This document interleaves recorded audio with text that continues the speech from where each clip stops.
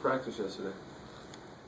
When you've had to kind of gauge that in the past, like if they've had a slump or a kind of a pattern, I guess you would say, and what have you been looking for primarily, or does it really differ from team to team? You always look for sharpness, attentiveness, alertness. Our guys, you've been in situations as head coach and assistant coach, you're looking around the eyes and they're just somewhere else. You try to look for that. You try to look at the level of intensity that they're practicing with,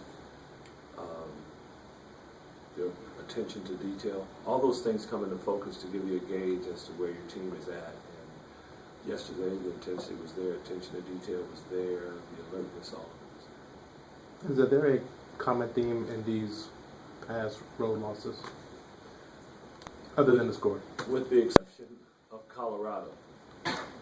We start off fine. Then we fade a little bit, and then in the second half, we start off fine offensively, but in the second half, we haven't really been getting stops. And then we completely fade. The ball is not going in the basket, and we're not getting stops. Those have been the common denominators, I think, in the losses, with the exception of Colorado. And is that fatigue, just not having enough bodies, or too many minutes, or is it more? I don't think so. One of the things with this group that we talk about in practice is we just try to stop practice and point it out. Maybe you were open, you didn't get the ball for the third straight time. So now on defense, you're not in the stands. Maybe there was a foul called, or it wasn't called. Maybe you thought it should have been called. So now you don't box out because you're thinking about that call. I think things like that with our team add up, and on the road, you have everyone's against you. The ball may not be going in the basket. You may not be getting calls. Things aren't easy.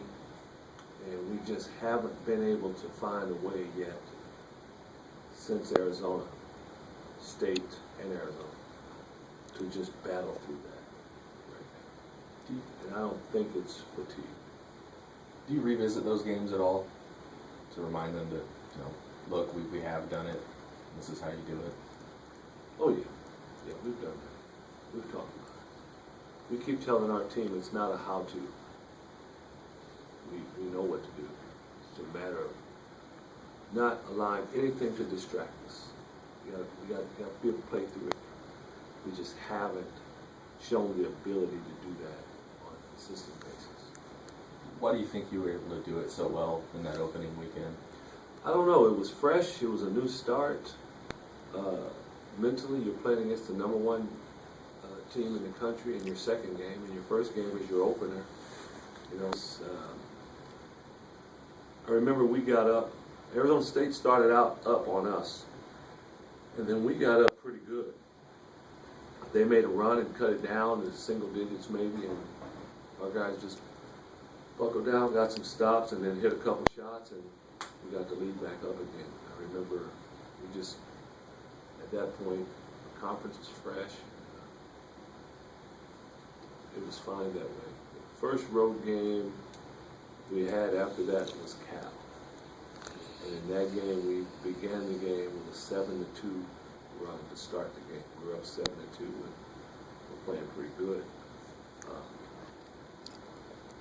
couple turnovers, a couple missed shots, and then came a couple missed defensive assignments. There it went, again, slow ball at that point. We were better that way against Stanford the next game, but we're able to get it.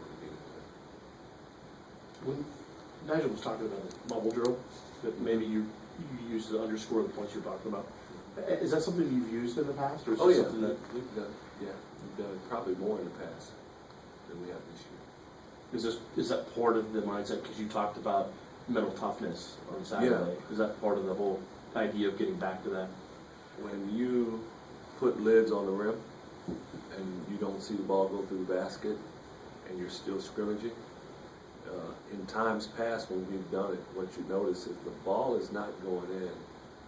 All of a sudden the screens aren't set, guys aren't coming hard off the screen, you're not concentrating on taking good shots.